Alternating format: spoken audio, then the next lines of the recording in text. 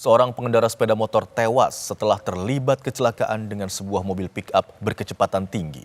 Tabrakan yang mengakibatkan korban meninggal dunia ini terekam CCTV dan kini masih dalam penyelidikan polisi. Mobil hitam tahun. Rekaman CCTV memperlihatkan detik-detik kecelakaan maut yang melibatkan sepeda motor dan sebuah mobil pick-up di Jalan Raya Nasional Desa Pakandangan Tengah, Kecamatan Bluto, Kabupaten Sumeneb. Dalam rekaman terlihat seorang pengendara sepeda motor melaju dari arah timur dan hendak menyeberang ke arah SPBU Desa Pakandangan Tengah. Pada saat yang bersamaan, dari arah berlawanan, melaju sebuah mobil pick-up Suzuki Carry bermuatan bawang putih. Tabrakan tak dapat dihindari dan benturan keras menyebabkan pengendara sepeda motor meninggal dunia. Hingga saat ini, polisi masih menyelidiki penyebab kecelakaan tersebut. Asli itu Pak nang panas deh, jadi ketemu Pak.